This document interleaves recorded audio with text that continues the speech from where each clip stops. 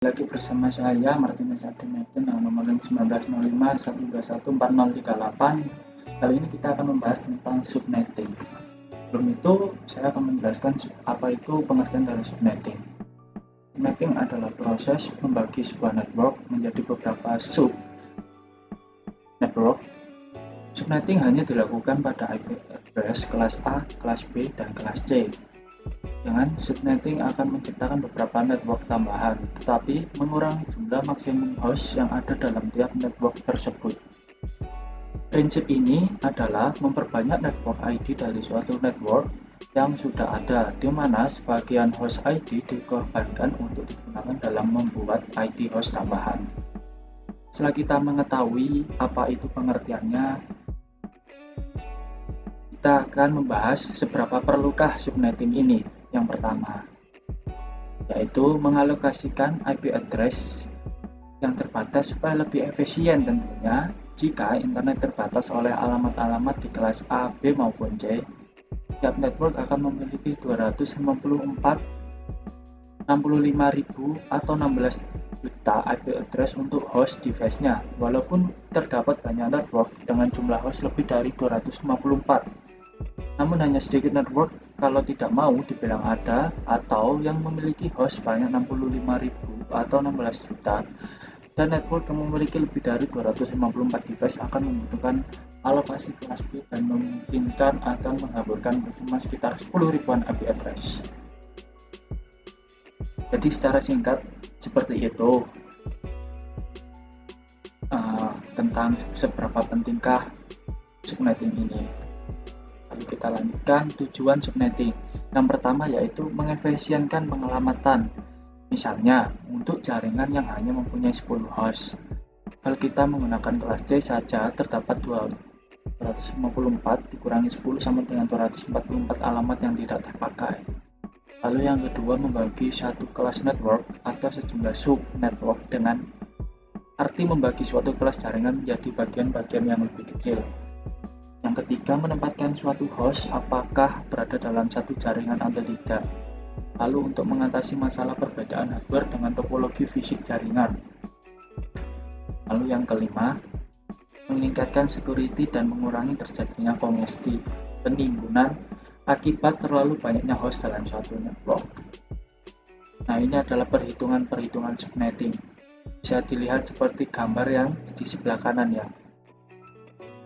Jadi secara nggak langsung perhitungan subnetting ini bisa dilakukan dengan dua cara binary yang relatif lambat dan cara khusus menggunakan tabel yang lebih cepat. Pada hakikatnya semua pertanyaan tentang subnetting akan berkisar di 4 masalah, yaitu jumlah subnet itu sendiri, jumlah IP dan IP yang dipakai, block subnet atau network dan broadcasting, seperti itu. Lalu network dan broadcast. Dalam setiap kelompok IP terdapat dua IP yang bersifat khusus. Network contohnya adalah identitas suatu kelompok IP, lalu broadcast adalah alamat yang digunakan untuk memanggil semua IP yang berkorespondensi. Network sama dengan IP pertama dari suatu kelompok, sedangkan broadcast adalah IP terakhir dari suatu kelompok. Jadi kurang lebih perhitungan subnetting dengan binary yaitu seperti ini. Ketahui IP address 192.168.1.1 garing 26 IP binary 11.00.10.10.10.1000.0000 sekian sama dengan 192.168.1.1. Sedangkan netmesh 1111 seperti yang ada di gambar dan menghasilkan 255 juga seperti yang digambar. Sedangkan CIDR 8 tambah 8 tambah 8 tambah 2 sama dengan 26, begitupun seterusnya hingga ke block range. Mari kita lanjutkan. Nah, kali ini kita akan membahas perhitungan menggunakan graph dan tabel. Jadi bisa kita lihat seperti ini, ada tabel dan graph. Jika yang pertama memiliki IP address 192.168.1.10/26, bisa kita lihat grafiknya seperti yang ada di gambar ya. Jadi mulai angka 0, 31, 32 semakin ke kanan itu akan sesuai dengan angka yang ada terhadap IP address tersebut. Mari kita lanjut perhitungan menggunakan graph dan table seperti ini. Diketahui IP address 192.168.110/26. Bisa kita lihat jika dia memiliki IP binary sama dengan 192.168.1.10. Begitupun hingga ke block range. Nah, kita akan membahas subnetting kelas C. Subnetting sangat penting untuk memanajemen jaringan karena dapat memecah blok IP ke dalam network yang lebih kecil, sehingga seperti yang ada di tabel ya. Subnet mask, misal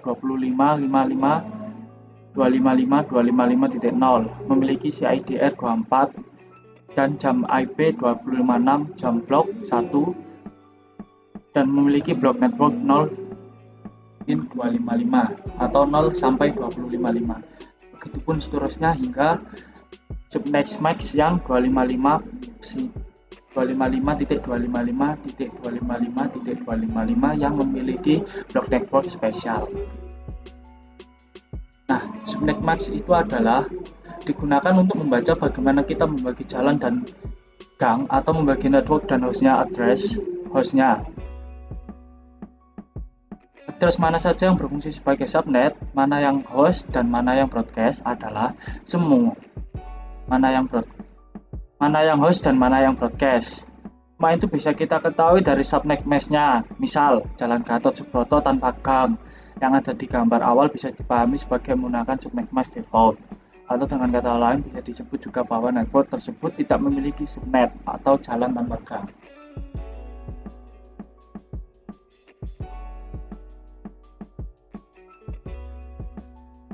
Oke, sekian dan terima kasih atas penjelasan tentang subnetting ini ya. Jika saya Martinus sendiri memiliki kesalahan kata mohon dimaafkan. Sekian dan terima kasih.